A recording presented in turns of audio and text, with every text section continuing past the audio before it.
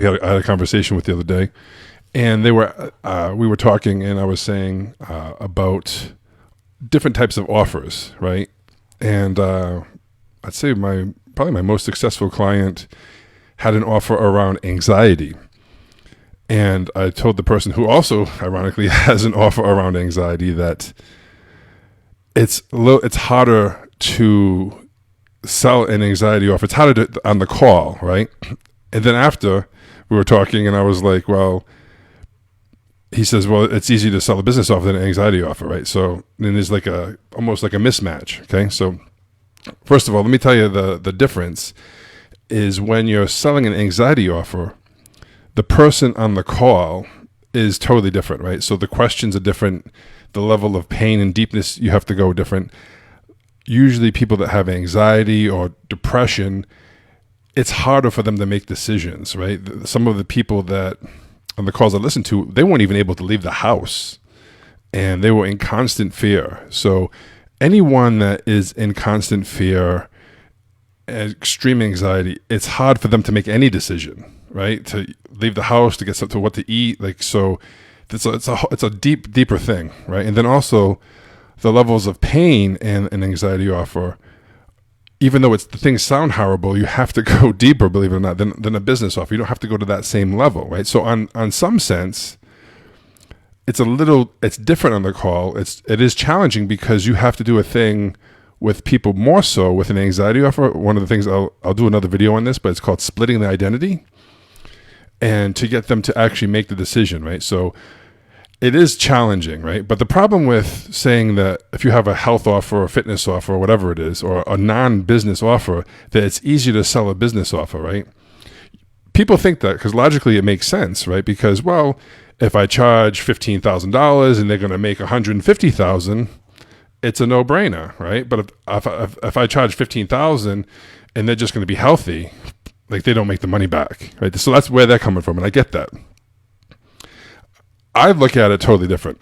First of all, I got a great line from Jesse Elder a long time ago. And he said, it's not I'm going to butcher it a little bit, but what I took from it is, it's not so much important what's really true, is it useful, right? The truth is you could have been abused severely, right? And that's true. And if you think about that all the time, it's not going to be very useful for you. I mean, you have to go through it and heal and all that stuff. But if you're just focusing on certain things that are true, they're just not useful, right? So I come up from that frame, and I look at it like this, right? Like there are people, and ironically, the lady who I helped with the anxiety offer, who went from like a 3% enrollment rate to a 60% enrollment rate, she is working with like high-end clients now. These are people who are financially successful. They've achieved everything they thought they wanted in their life. They can buy anything they want, and yet they're still not fulfilled. Right? So the money isn't making them happy, isn't completing them. When we don't have what we want, we think that, okay, when I get here, then I'll be successful, then I'll be happy. Unfortunately, the bar keeps moving and it never ends. And I call it chasing the dragon. You're just chasing the dragon, right? So the way I look at it, what's more useful, if I have a health offer, I am going to adopt this belief, whether it's true or not, okay, that you can have all the money in the world and your problem's not going to go away. All the money in the world. These people with anxiety, they could be millionaires or they could be completely broke. It's irrelevant. In fact, most of them are going to be broke because the anxiety is so crippling and deep. And that's where you have to cascade the pain in all the areas of their life. Where is the anxiety showing up in their relationships, in their business, and everything, and go down all that? Of course you don't have any money. How could you? You can't even leave the house, right? So, like, that's the way you're thinking. And then the business offer, like, I get it. If you have I have a 10x guarantee that I guarantee you 10x your investment and enroll 40%, right? I guarantee that. And that's probably easier up front when you see that. Oh, wow, that's like a tangible thing, where it's hard to say that you're going to be able to leave the house and stuff like that. So I get it. There is truth to that. But the fact of the matter is, you can have all the money in the world and you still can't leave your house and anxiety. And money is useless, right? If you're dead and you're not alive, what good is money? So I would challenge you guys and girls to shift your mindset. If you have a health offer, Like there's nothing that you can't buy it. You can't just pay money and the problem goes away, right? I need to drop about 60, 70, 80 pounds. I would love to pay money and just have it be gone. Oh, sure. I'll give you 15,000 right now and to be that weight. But you know what? It doesn't work like that. So you can't just pay it. So you need to, when you find someone, like you're the professional, right? And you have to really believe this. I sent this to a message to someone today that they didn't continue on with the call because the person was like, I don't remember. I did a video a couple of days ago, check back. Like if they watched the webinar, they didn't remember it. I don't know, who are you? What do you do? And I said, I wouldn't even take the call.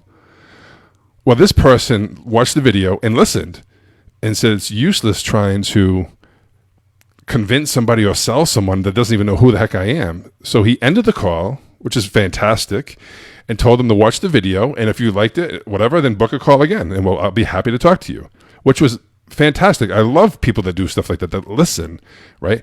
Because you're going to have to try to convince this person the whole call. It's never going to, you're never going to enroll them, right? So that one little thing he added to his business is going to reduce his calls that are going to end in no, right? It's going to start giving him more confidence to really own his power, which is fantastic. And hopefully I need to get him to raise his prices a lot. But anyway, that's a whole nother story. So ADHD kicking in. So thinking of the people, right? That you're the prize, right? That there's only one of you, and there's 7 billion people on the planet that can buy from you, right? And without you, their life is seriously going to keep just getting worse and worse, and they're going to have more bullshit stories, right? So I have a saying when I talk to my clients, and I call it shift or die. The clients have to shift on the call, have that mindset shift, or they're going to die, right? They're going to die like empty. They're going to die, being the victim still, blaming everyone else. You know what I mean? So keep that in mind, that you get to choose what you want to believe. It's really a beautiful thing, right? And I choose, if I talk to someone who is completely broke, who could be homeless, I choose to believe that if they don't enroll, I never say they didn't have the money, they were homeless, they weren't a good fit. Even if that is true, what's useful? I say, damn, why couldn't I get them to see, to reach out to that rich uncle that they don't want to reach out to? Or why couldn't I get them to get to really realize what was going on? I couldn't hold the mirror up. I couldn't get them to see it, right? Because I can control that. I can't control what other people do, right? There's going to be times on your calls where you're going to do everything right, and they're not going to sign up. And there's going to be times where you mess a lot of stuff up and they're going to sign up. It's okay. But the thing is, for me, how I feel if I'm successful in that, it's irregardless if someone signs up, right? I think that's one of the first keys as a coach. We have to learn to be outcome independent. And it's really about the person you're talking to, right? We're not trying to solve their problems. We're trying to find the problems, right? The deep problems. And I think if you do everything right, I mean, I've had calls before where people get pissed at me for holding up the mirror. And you have to realize that not everyone is going to like what they see. They've spent their whole life, the last 20, 30 years, pushing stuff down, trying not to feel that, trying not to see that, trying to make that not true, right? So when you expose that, people can react different ways. Some people were like, holy shit, I need to do something about this now, right? When you have someone that that's why for me, like one of my beliefs is I assume no one has the money. It's not a big deal. Like I just assume everyone's broke, right? And is that negative? You're projecting that? No. I'm going to assume that there's going to be. Of course, they don't have money because they're struggling with this big problem. And if you do it on the call, of course you're not going to have money. Why would you have money? If you had money, you probably wouldn't have this problem because the money is not the money is the symptom. The lack of money is the symptom from the real problem. And the real problem is what they need help with you from, right? So you can't get the money doesn't come first and then the problem, goes away. The money is the problem the money is the symptom because of the problem. You might have to rewind that one a couple of times. I even confused myself, but I think it's clear. So bottom line is we get to choose what we want to believe. Right? And I choose to believe things that empower me and empower others. As soon as we blame, this is why, then we give our power away. right? The only thing we can control is ourselves. So I'm not trying to convince anybody. I'm not trying to sell anybody, right? I'm trying to be me, right? Be me and bring the truth to them. Make them aware by asking them questions. Telling's not selling. You could tell them all day long that this is what's wrong, this, and this. And some people do. They'll, like, a lot of clients have come to me and they'll say, so, would you say that, you know, if it's a fitness thing, let's just say, would you say you want to put on muscle, lose fat, or a combination of the two? And I don't like those lines. I don't like it. So is it bad like this? Is it all like this?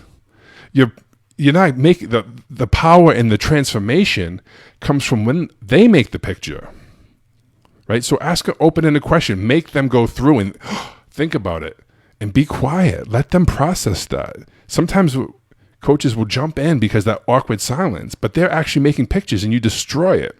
So anyway, you have control of what you want to believe in. So what do I think is easier, a business offer or a health offer? Whichever one you're selling.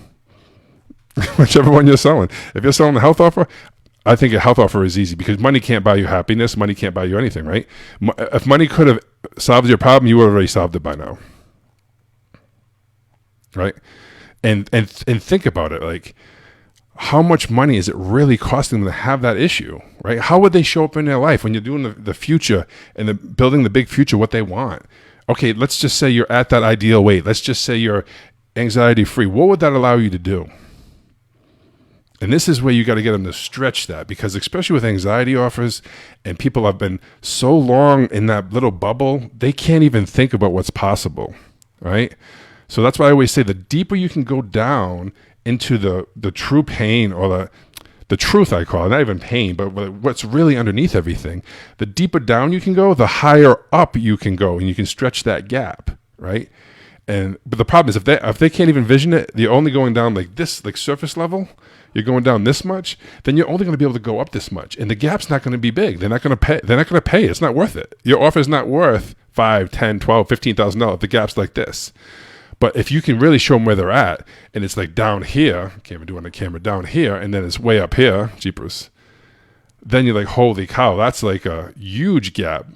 And now they're going to say, wow, the pain of staying the same is worse than the pain of change. And that's when they enroll. All right, guys, that's all I got for you today. Today is Saturday. I'm going to go hang with, we're going to do some family time, go out. And I hope you all have a wonderful day. I do have a thing coming up I'm going to talk about next week. A beta program I'm going to do with only a handful of people. And keep your eyes open for that and your ears. All right, guys, take care. See ya.